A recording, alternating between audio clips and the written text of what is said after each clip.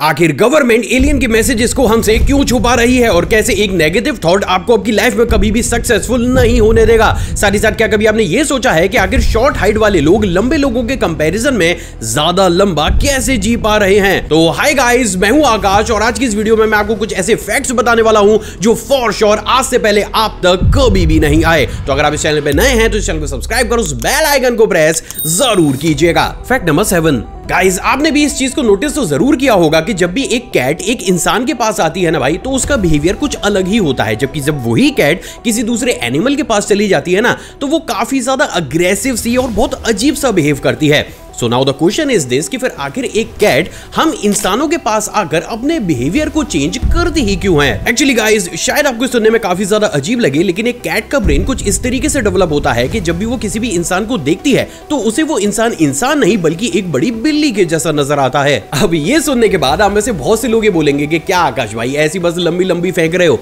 तो चलो गाइस इसका ऑथेंटिक प्रूफ भी मैं आपको देता हूं। तो देखो गाइस अभी आपकी स्क्रीन पर आपको जो वीडियो क्लिप दिख रही है वो दुनिया की अभी तक की सबसे पहली ऐसी वीडियो क्लिप है जिसमें एक बिल्ली के दिमाग के सिग्नल्स को प्रोसेस करके उसके विजन को रिक्रिएट किया गया है। और इसमें आप क्लियरली ये देख सकते हो कि कैसे कोई भी इंसान जब बिल्ली की आंखों के सामने आता है तो बिल्ली को वो इंसान कम और एक बड़ी बिल्ली जैसा क्रिएचर ज्यादा लगता है। और देखो यही वो एक सबसे बड़ा रीजन भी है जिसके चलते हुए अगर कोई भी इंसान थोड़ा सा भी समय कैट के साथ स्पेंड कर लेता है ना भाई, तो कैट को वो शख्स उसका एनिमी नहीं बल्कि प्रोटेक्टर लगने लगता है। तो इन शॉर्ट ये देखकर आप ये बोल सकते हो कि अभी अभी आपने कुछ बेहद ही रेयर और एक ऑसम सी चीज के बारे में तो जरूर जाना है। फैक्ट नंबर 6, गाइस पिछले कुछ समय से बहुत से लोग लगातार मुझे इंस्टाग्राम पर डीएम करके ये बोल रहे हैं कि आकाश भाई आप बहुत सी वीडियोस में ये बताते हो कि जो बाहर के परजीवी है ना वो छिपकर अर्थ पर हमारे साथ ही रह रहे हैं। अब देखो थ्योरेटिकली तो ये चीज काफी ज्यादा इंप्रेसिव लगती है, लेकिन क्या इसको आप साइंटिफिकली प्रूव कर सकते हो? तो देखो गाइस उसका आंसर है हाँ, कर सकता हूं। लेकिन इस चीज के लिए ना भाई आपको भी इस वक्त अपने पूरे ही दिमाग को खोलना पड़ेगा। तो अगर आप रेडी हैं तो बस मुझे इतना सा जवाब दीजिए कि जो घास होती है ना इसका कलर क्या होता है। आई एम डैम श्योर आप में से बहुत से लोग तुरंत बोलेंगे कि भाई ग्रीन, बट क्या प्रैक्टिकली घास ग्रीन कलर की ही होती है? शायद नहीं। तो देखो गाइस बात बिल्कुल सीधी सी है कि इस दुनिया में किसी भी चीज का कोई भी ऑथेंटिक कलर या फिर शेप मौजूद नहीं है। क्योंकि देखो घास हमें ग्रीन कलर की इसलिए नहीं दिख रही है क्योंकि उसका रंग हरा है, बल्कि प्रैक्टिकली हमें वो हरी सिर्फ इसलिए दिख रही है क्योंकि वो जिस तरीके की भी लाइट की वेवलेंथ को रिफ्लेक्ट कर रही है, जब वो वेवलेंथ हमारे दिमाग के अंदर जाती है तब हमारा दिमाग उसे ग्रीन कलर में प्रोसेस करता है। जबकि अगर वही घास कोई और एनिमल देखे, जस्ट लाइक मान के चलो एक डॉग उस घास को देख रहा है, तो उसे वो ग्रीन नहीं बल्कि बेज कलर की नजर आएगी। और देखो गाइस ये चीज सिर्फ कलर तक ही सीमित नहीं होती है। देखो प्रैक्टिकली हमारा दिमाग है ना चीजों को 3D में देखता है, इसलिए कोई भी ऑब्जेक्ट जो हमें दिखाई दे रहा होता है उसकी हमें लंबाई, चौड़ाई और ऊंचाई तीनों ही चीजें दिखाई देती हैं। But on the other hand इस दुनिया में बहुत से ऐसे क्रिएचर्स भी मौजूद हैं जिनका दिमाग भाई सिर्फ 2D में ही दुनिया को प्रोसेस करता है और उनके लिए ये दुनिया ना सिर्फ लंबाई और चौड़ाई वाले ऑब्जेक्ट तक ही सीमित है। तो देखो सिंपल लैंग्वेज में ये पूरी ही दुनिया हमें कैसी दिख रही है, हमें कैसी महसूस हो रही है, किस चीज की हमें क्या स्मेल आ रही है, ये टोटली सिर्फ हमारे दिमाग के ऊपर डिपेंड करता है। यानी कि देखो ऑथेंटिकली आप ये नहीं बोल सकते हो कि घास का कलर यूनिवर्सली ग्रीन ही है, या फिर कोई भी ऑब्जेक्ट अगर आपकी आंखों के सामने है, मान के चलो ये माइक भी, तो आप ये नहीं बोल सकते हो कि यूनिवर्सली इसकी जो शेप है ना भाई वो इसी तरीके की होगी। क्योंकि देखो गाइस जेन्युइनली हर एक स्पीशी के दिमाग के लिए ये दुनिया अलग अलग एहसास को क्रिएट करती है। तो अब आते हैं जरा परजीवियों के ऊपर। तो देखो गाइस बात बिल्कुल सीधी सी है कि अगर कोई भी स्पीशी जिसका मॉलिक्यूलर स्ट्रक्चर और कलर उस तरीके का है कि जिसे हमारा दिमाग सिग्नल्स के थ्रू प्रोसेस नहीं कर पा रहा है, तो वो चीज एक तरीके से हमारे लिए इनविजिबल होगी और इसे साइंटिफिक टर्म में कॉग्निटिव ब्लाइंडनेस कहा जाता है। और देखो इस थ्योरी के सबसे बड़े समर्थक स्टीफन हॉकिंस भी थे, जिनका खुद ही मानना था कि प्रैक्टिकली हमारी इस धरती पर कोई भी एक ऐसी परजीवी सभ्यता मौजूद हो सकती है जो शायद हमें ना देख पा रही हो या हम उसे ना देख पा रहे हो। और इसलिए भी आप प्राचीन बुक्स को उठाकर देखिए, गुफाओं की कार्विंग को देखिए, आपको हर एक जगह पर इस चीज के इंडिकेशन देखने को मिलेंगे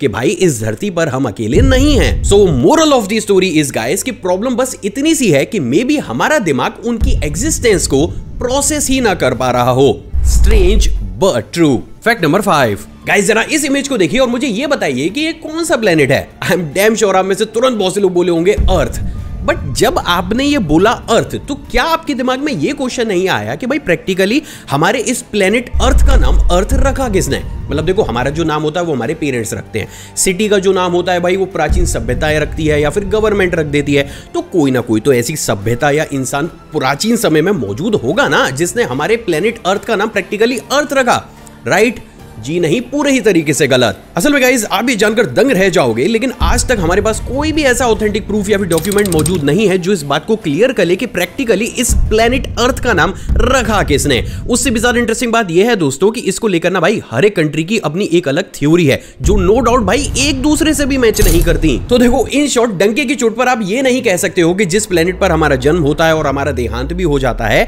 उस प्लेनेट का नाम ओरिजिनेट कहां से हुआ है। प्रैक्टिकली हमें यह भी नहीं पता है कि ये नाम हम इंसानों ने ही रखा है या कोई भारी सभ्यता आकर रख गई। बस हम इस चीज को बस कैरी फॉरवर्ड करे चले जा रहे हैं। और ऑनेस्टली गाइस ये चीज ना देखो बहुत ज्यादा अजीब है। मतलब भाई जिस प्लेनेट पर हम रह रहे हैं उसका नाम किसने लिखा है हमें वो तक नहीं पता। फैक्ट नंबर 4 गाइज, हम सभी जापान को उसकी टेक्नोलॉजी के लिए अप्रिशिएट करते हैं, लेकिन इस वक्त मैं आपको जापान का एक ऐसा डार्क सीक्रेट बताने वाला हूं जिसे सुनने के बाद आपको लगेगा कि भाई जापान ये क्या कर रहा है यार। बट प्रैक्टिकली जापान जो भी कर रहा है ना उसकी वजह से फ्यूचर में हम इंसानों का भविष्य एक ही झटके में बदल जाएगा। तो देखो गाइस सिनेरियो कुछ ऐसा है कि आज की डेट में हर साल लाखों लोगों का देहांत सिर्फ इसलिए हो जाता है क्योंकि उन्हें टाइम से ऑर्गन डोनर नहीं मिलता। यानी कि देखो होता क्या है कि बहुत से लोगों के हार्ट में, किडनी में, लिवर में प्रॉब्लम्स हो जाती है। तो क्या होता है कि भाई उस ऑर्गन को ना हमें ट्रांसप्लांट करना पड़ता है। अब जब डोनर मौजूद ही नहीं है तो भाई आपको वो ऑर्गन मिल नहीं पाता। एज अ रिजल्ट उस इंसान का देहांत हो जाता है। अब देखो गाइस क्योंकि ये चीज हर साल पूरी दुनिया में बढ़ती हुई चली जा रही थी तो साल 2019 में जापान ने एक बेहद ही सीक्रेट प्रोजेक्ट को भी शुरू किया जिसका नाम था शिमेरा ऑर्गन ट्रांसप्लांटेशन। बेसिकली इस प्रोजेक्ट का मेन एम किसी दूसरे एनिमल्स लाइक पेग या फिर जो भेड़ होती है ना भाई उनके एम्ब्रोस के अंदर किसी भी इंसान के मॉडिफाई स्टेम सेल्स को इंजेक्ट करना था। अब देखो इससे क्या होता है कि जैसे हम किसी भी इंसान के स्टेम सेल्स को मॉडिफाई करके इन एनिमल्स के एम्ब्रोस के अंदर डालते हैं तो इन जानवरों के अंदर हम किसी भी इंसानी ऑर्गन को डेवलप कर सकते हैं। मतलब कि देखो बिल्कुल सिंपल लैंग्वेज में जैसे एक बेबी मदर के वूम के अंदर डेवलप होता है ना भाई, इसी प्रोसेस का इस्तेमाल करते हुए हम इन एनिमल्स के अंदर हमारे शरीर में जैसे हार्ट हो गया, लिवर हो गया, इन तरीके के जो ऑर्गन्स है उनको भी उन जानवरों के अंदर डेवलप कर सकते थे। अब देखो गाइस इससे ना दो तरीके की प्रॉब्लम पूरे ही तरीके से सॉर्ट आउट होती हैं। पहला तो अब आपको किसी भी डोनर के ऑर्गन डोनेट करने का देखो भाई वेट नहीं करना है। सेकेंडली इन तरीके के जो भी ऑर्गन्स बनेंगे उस ऑर्गन को आपकी बॉडी कभी भी रिजेक्ट नहीं करेगी। असल में देखो गाइस बहुत सी बार क्या होता है ना कि भाई हमें किसी डोनर से ऑर्गन भी मिल जाता है लेकिन देखो उस इंसान का डीएनए स्ट्रक्चर अलग होता है या फिर स्टेम सेल का स्ट्रक्चर अलग है जिसकी वजह से वो जो ऑर्गन डेवलप हुआ है ना भाई वो एक अलग स्टेट में डेवलप होता है। अब जब उस तरीके का भारी ऑर्गन हमारी बॉडी के अंदर लगाया जाता है ना तो कभी कभार क्या होता है कि भाई हमारी जो बॉडी है ना उसको एक्सेप्ट बिल्कुल भी नहीं करती। लेकिन क्योंकि इस केस में वो जो ऑर्गन डेवलप होगा वो खुद आपके ही स्टेम सेल से बनकर तैयार होगा तो यहाँ पर आपकी बॉडी का इसे रिजेक्ट करने का भाई कोई चांस ही नहीं बनता है। हालांकि देखो गाइस जब ये प्रोजेक्ट ओपनली दुनिया के सामने आया तो बहुत से लोगों को ये चीज ना भाई सही नहीं लगी। बट प्रैक्टिकली जापान की गवर्नमेंट ने ऑफिशियली जापानीज रिसर्चर्स को भाई ये छूट दे रखी है ना कि वो इस तरीके के प्रोजेक्ट को जल्द से जल्द कंप्लीट करें क्योंकि जैसे ये प्रोजेक्ट कंप्लीट होगा नो डाउट आप अपने आराम से हार्ट, लिवर, किडनीज और बहुत से इंटरनल ऑर्गन्स को नेचुरली ग्रो कर पाओगे। वैसे गाइस देखो आपको क्या लगता है क्या ये चीज सही है या फिर गलत? आप अपनी राय नीचे मेरे साथ शेयर जरूर कीजिएगा। फैक्ट नंबर 3 गाइज आपने भी बहुत से बड़े बड़े और सक्सेसफुल लोगों और इवन डॉक्टर्स को भी ये बोलते हुए तो जरूर देखा होगा कि भाई हमें ना कभी भी एक सिंगल नेगेटिव थॉट खुद के बारे में या दूसरे इंसान के बारे में नहीं बोलना चाहिए क्योंकि प्रैक्टिकली जब आप नेगेटिव माहौल में ज्यादा रहते हो तो आप अपनी बॉडी की और अपने फ्यूचर की ना भाई प्रैक्टिकली बैंड बजा देते हो। लेकिन मेरा भाई एक सिंपल सा क्वेश्चन है कि क्या इसका कोई साइंटिफिक एविडेंस है? और उसका आंसर है हाँ। तो देखो गाइस सबसे पहले तो इस वीडियो क्लिप को देखिए जो कि एक नॉर्मल ह्यूमन ब्रेन की है और इसमें आप क्लियरली ये देख सकते हो कि कैसे हमारे ब्रेन के अंदर जो न्यूरॉन्स होते हैं ना भाई वो कितनी जल्दी दूसरे न्यूरॉन्स के साथ कनेक्शन को बिल्ड कर देते हैं। अब देखो गाइस ये बात तो हम सभी को पता है कि एक इंसानी दिमाग के अंदर के न्यूरॉन्स जितनी तेज स्पीड से और जितने स्ट्रॉन्ग इस तरीके के जो पाथवेज को बनाएंगे उस इंसान का जो दिमाग होगा ना भाई वो उतना ही ज्यादा शार्प और हेल्दी होगा। तो वहीं दोस्तों अब जरा इस वीडियो क्लिप को देखिए जिसमें आप क्लियरली ये देख सकते हो कि 13-14 घंटे बीत जाने के बाद भी इस इंसान के जो दिमाग के न्यूरॉन्स है वो प्रॉपर तरीके से अपने कनेक्शन को बिल्ड नहीं कर पा रहे एंड इवन उसके कुछ घंटे बीत जाने के बाद तो दिमाग के जो ये न्यूरॉन्स है ना ये कुछ इस तरीके से धीरे धीरे बर्स्ट होकर खत्म भी होने लगते हैं। तो अब शायद ये देखने के बाद आपके दिमाग में एक क्वेश्चन तो जरूर आया होगा कि भाई फिर ये इतना बड़ा मेजर डिफरेंस क्रिएट ही क्यों हो रहा है? तो देखो गाइस सबसे पहले तो मैं आपको ये बता दूं कि ये साल 2023 की जापान में की गई रिसर्च के आंकड़े हैं जिसमें खुद रिसर्चर्स ने ये बताया कि उन्होंने ना भाई 2 इंसानों को उठाया और उन्हें सेम खाना दिया, सेम वर्कआउट कराया और यहां तक कि उनको ना बिल्कुल सेम लोगों लोगों से इंटरेक्ट भी करा है, लेकिन फर्क सिर्फ इतना था कि एक इंसान से सिर्फ पॉजिटिव और अच्छी बातें की गई, जबकि दूसरे इंसान से सिर्फ नेगेटिव और डीमोटिवेट कर देने वाली बातों को किया गया। और उसका रिजल्ट क्या हुआ कि जिस इंसान से पॉजिटिव बातें की गई उसके दिमाग के न्यूरॉन्स बहुत ही जल्दी कनेक्शन को बना रहे थे, जबकि जिस इंसान से नेगेटिव कर देने वाली बातों को की गई प्रैक्टिकली उसके दिमाग के न्यूरॉन्स उतने बेहतर तरीके से परफॉर्म नहीं कर पा रहे थे। जिससे देखो गाइस साइंटिफिकली ये बात पूरी तरीके से क्लियर हो गई कि भाई नो मैटर आप कितना ही हेल्दी खाना खा लो, अच्छे से आप वर्कआउट कर लो या फिर अपने लाइफ में ना भाई बेहतरीन से बेहतरीन चीजों को कर लो, जब तक आप खुद के बारे में दूसरे लोगों के बारे में नेगेटिव बोलेंगे या फिर नेगेटिव वाले माहौल के अंदर रहेंगे ना भाई, आपका दिमाग 100% कभी भी काम कर ही नहीं सकता। भाई ये नेचुरली डेवलप ही ऐसे होता है। और देखो गाइस ये बात तो पूरे तरीके से ऑब्वियस सी भी है कि यार अगर दिमाग पूरी तरीके से काम करेगा ही नहीं तो आप अपनी लाइफ में प्रैक्टिकली वो कभी भी अचीव ही नहीं कर पाओगे जो आप डिजर्व भी करते हो। फैक्ट नंबर 2, गाइस अगर आपको यह जानना है कि आपके ग्रुप में से कौन सा इंसान सबसे लंबे समय तक जिएगा तो उसके लिए देखो आपको कोई रॉकेट साइंस वाइंस नहीं लगा दी है, बस आपको उसकी हाइट को मेजर करना है। और अगर उसकी हाइट 5 फुट 4 इंच से कम है तो अभी उसको कांग्रेचुलेट कह दीजिए, क्योंकि भाई वो जो बंदा है ना भाई वो लंबे लोगों के कंपैरिजन में ज्यादा लंबे समय तक जिएगा। और देखो ये कोई मेरे शब्द नहीं है, बल्कि सबसे पहली बार तो साल 2014 में हवाई यूनिवर्सिटी ने इसको प्रूव करके दिखाया। देन उसके बाद जापान ने तो ऑफिशियली ये बात तक कह डाली कि यार कि उनके यहाँ पर ऑलमोस्ट जो भी लोग 100 साल से लंबे समय तक जिए हैं ना उन सभी की एवरेज हाइट सिर्फ 5 फुट 2 इंच ही रही है। तो अब आपके दिमाग में क्वेश्चन तो जरूर खड़ा हुआ होगा कि आखिर भाई फिर कम हाइट वाले लोग लंबी हाइट वाले लोगों के कंपैरिजन में ज्यादा लंबे समय तक जीते ही क्यों हैं? तो देखो गाइस बात बिल्कुल सीधी सी है और वो ये है कि जिन लोगों की हाइट ज्यादा होती है उनके अंदर IGF-1 ग्रोथ हार्मोन ज्यादा पाया जाता है, जिसका देखो प्राइमरी काम हमारे सेल्स की डिवाइडेशन की स्पीड को बहुत ज्यादा रैपिड पेस से करने का होता है। अब देखो जब इनिशियल स्टेज पर यह हार्मोन हमारी बॉडी में काफी ज्यादा होता है तो ये ना रैपिड पेस से हमारी बॉडी की ग्रोथ को बढ़ाता है। एज अ रिजल्ट उस इंसान की ना सिर्फ हाइट लंबी हो जाती है बल्कि उसके जो इंटरनल ऑर्गन्स होते हैं ना वो भी दूसरे लोगों के कंपैरिजन में ज्यादा बड़े साइज में डेवलप होते हैं। लेकिन इस चीज का सबसे बड़ा डिसएडवांटेज ये है कि क्योंकि ये जो जीन है ये आपके सेल डिवाइडेशन की जो स्पीड है उसको काफी ज्यादा बढ़ा रहा है, तो भाई जो लंबे हाइट वाले लोग होते हैं ना उनमें एजिंग शॉर्ट हाइट वाले लोगों के कंपैरिजन में हमें जल्दी देखने को मिलती है। और देखो ये भी सबसे बड़ा रीजन है जिसके चलते हुए आपने इस चीज को नोटिस तो जरूर किया होगा कि जो शख्स जितना भी ज्यादा लंबा होगा उसके शरीर पर एजिंग का इफेक्ट हमें उतनी ही जल्दी दिखाई देने लगते हैं। इसके साथ ही गाइस इन तरीके के लोगों के साथ एक और सबसे बड़ी प्रॉब्लम भी ये भी होती है क्योंकि देखो इनके ना इंटरनल ऑर्गन्स का साइज भी नॉर्मल जो शॉर्ट हाइट लोग होते हैं ना उनसे ज्यादा बड़ा होता है, तो इनकी बॉडी में ना ऑक्सीजन इंटेक भी शॉर्ट लोगों के कंपैरिजन में ज्यादा होता है, जिससे इंटरनल ऑर्गन्स पर ना सिर्फ प्रेशर पड़ता है बल्कि इन लोगों की बॉडी में फ्री रेडिकल्स भी ज्यादा जनरेट होते हैं, जिसकी वजह से इन लोगों के हार्ट डिसीजेस, लिवर डिसीजेस और इन तरीके की भाई जो बीमारियां होती हैं उनका खतरा भी ज्यादा होता है। तो वहीं अब इन्हें छोड़कर जरा बात शॉर्ट हाइट वाले लोगों की जाए तो देखो नॉर्मली इन लोगों के अंदर FOXO3 लॉन्गेटिविटी जीन पाया जाता है जो कि नॉर्मली बॉडी के अंदर जो सेल्स डिवाइडेशन की भाई जो नॉर्मल स्पीड भी होती है ना ये उसकी प्रोसेसिंग को उससे भी ज्यादा स्लो कर देता है। अब इससे क्या होता है कि जो एजिंग लंबे लोगों पर जल्दी आती है शॉर्ट हाइट वाले लोग उतनी ही स्लो स्पीड से बुढ़ापे की तरफ बढ़ते हैं। साथ ही क्योंकि इनकी बॉडी की भी ओवरऑल साइज भाई छोटा होता है, इनके इंटरनल ऑर्गन्स का साइज भी छोटा होता है तो उन पर प्रेशर भी कम पड़ता है और as a result short height वाले लोगों के लंबे जीने के चांसेस लंबे लोगों के कंपैरिजन में ज्यादा बढ़ जाते हैं। तो इन शॉर्ट अगर आपकी हाइट 5 फुट 4 इंच या 5 फुट 2 इंच से भी ज्यादा छोटी है तो भाई कांग्रेचुलेशंस, साइंटिफिकली तो आपके लंबे जीने के चांसेस बन ही रहे हैं। फैक्ट नंबर 1 गाइस अभी ना मैं आपको एक ऐसा इंसिडेंट बताने वाला हूं जिसको सुनने के बाद इस पूरे ही यूनिवर्स को देखने का आपका जो नजरिया ना भाई वो चुटकी बजाते ही बदल जाएगा। और वो ये है गाइस कि देखो नासा के बारे में तो हम सभी को पता है, लेकिन एक बात जो शायद आपको नहीं पता होगी वो ये है कि भाई नासा ने ना साल 1970 में सेटी यानी कि search for extra territorial intelligence नाम के एक प्रोग्राम को भी शुरू किया था, जिसका देखो प्राइमरी काम हम इंसानों के मैसेजेस को दूसरे प्लेनेट या फिर स्टार सिस्टम तक पहुंचाना था। मतलब कि देखो इन मैसेजेस में हमें बस ये बताना था कि भाई हम किस प्लेनेट से बिलोंग करते हैं, हमारा रहन सहन कैसा है, एक्सेट्रा एक्सेट्रा। अब देखो गाइस जब ये प्रोग्राम को बनाकर तैयार किया गया तो इसने 3 नवंबर 1974 तक अपने सबसे पहले मैसेज को भी बनाकर तैयार कर दिया था जिसका नाम था एरिसीबो मैसेज। बेसिकली देखो गाइस ये जो मैसेज था ना ये 1679 बाइनरी कोड से कोडेड था। मतलब वो होते हैं ना 0101 वाला जो बाइनरी नंबर होता है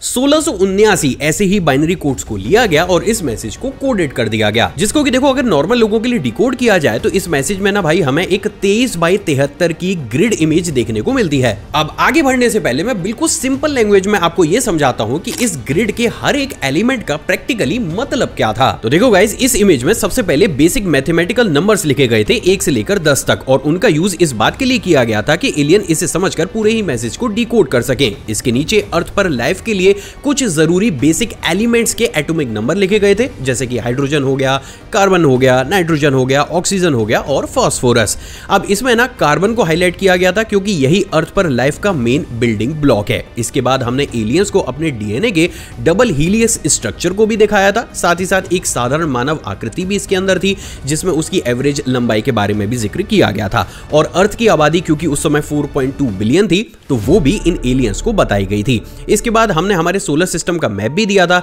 जिसमें सन से लेकर प्लूटो तक के सभी प्लैनेट्स मौजूद थे। अब यहाँ पर भाई देखो खास तौर से अर्थ को हाईलाइट किया गया था क्योंकि हम अर्थ से ही बिलोंग करते हैं, और इस मैसेज के एंड में हमने वो टेलीस्कोप भी दिखाया था जिससे प्रैक्टिकली हमने ये सिग्नल उनको भेजा था। अब देखो इंटरेस्टिंग बात यह है दोस्तों कि इस मैसेज को हरक्यूलस कॉन्स्टेलेशन के उस हिस्से में भेजा गया जहां पर मैक्सिमम स्टार डेंसिटी थी, क्योंकि देखो गाइस यूनिवर्स के इसी हिस्से में ना भाई प्रैक्टिकली सबसे ज्यादा भाई प्रोबेबिलिटी बन रही थी कि कोई भी एलियन सभ्यता जो है वो इन मैसेजेस को पढ़े और उसका रिप्लाई दे। बट देखो टू बी वेरी ऑनेस्ट भाई हमारे रिसर्चर्स को भी पता था कि उनकी पूरी लाइफ बीत जानी है लेकिन इसका आंसर उन्हें नहीं मिलना है, और इसलिए भी क्या हुआ कि इस मैसेज को भेजने के बाद वो सभी लोग अपने अपने कामों पर लग गए। बट शायद यूनिवर्स को कुछ और ही मंजूर था। एक्चुअली गाइज इसके बाद क्या हुआ कि साल 2001 में इंग्लैंड के चिलबुल्टन में लोगों को एक अजीब सा क्रॉप सर्कल बना हुआ दिखाई दिया, जो केवल एक डिजाइन ही नहीं बल्कि प्रैक्टिकली उस मैसेज का जवाब था जो हमने साल 1974 में भेजा था। एक्चुअली गाइज जब रिसर्चर्स ने इस क्रॉप सर्कल को डिकोड करना शुरू किया तो इन्हें इस भी क्रॉप सर्कल के अंदर वही